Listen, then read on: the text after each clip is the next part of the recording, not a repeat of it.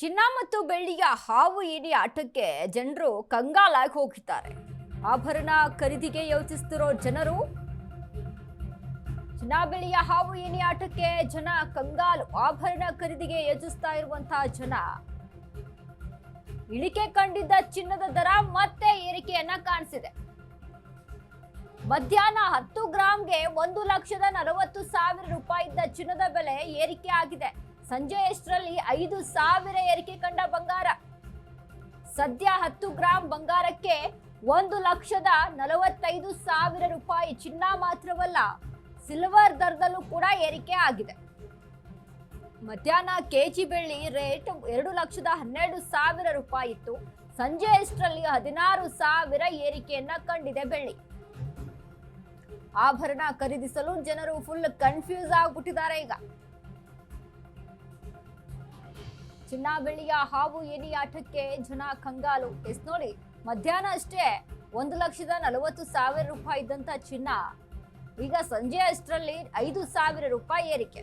ಮತ್ತೊಂದು ಕಡೆ 2,12,000 ರೂಪಾಯಿ ಕೆಜಿ ಬೆಳ್ಳಿ ಇತ್ತು, ಇದೀಗ 16,000 ರೂಪಾಯಿ ಅಲ್ಲೂ ಸಹಿತ ಏರಿಕೆ. 2,20,000.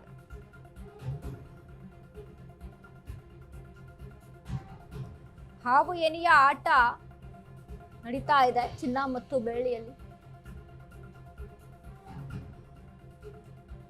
ಇನ್ನು ಇದನ್ನ ಗಮನಿಸ್ತಾ ಹೋದಂಗೆ ಶೇರ್ ಮಾರ್ಕೆಟ್ ಅಲ್ಲೂ, ಷೇರುಪೇಟೆಯಲ್ಲೂ ಸಹಿತ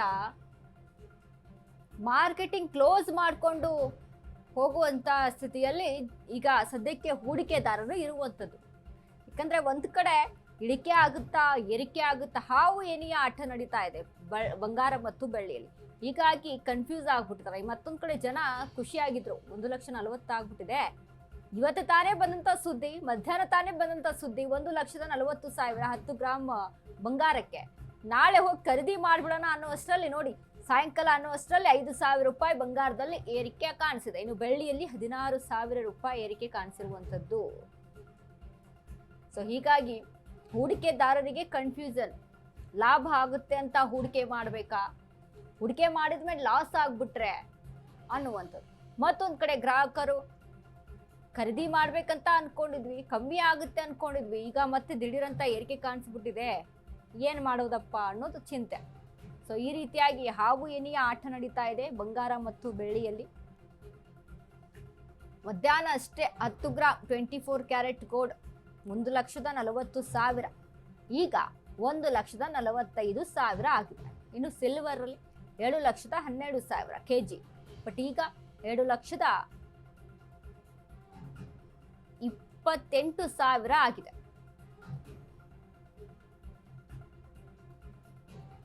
ಸತತವಾಗಿ ಹಾವು ಏಣಿಯ ಆಟ ನಡೀತಾ ಇರುವಂತದ್ದು ಬಂಗಾರ ಮತ್ತು ಬೆಳ್ಳಿಯಲ್ಲಿ.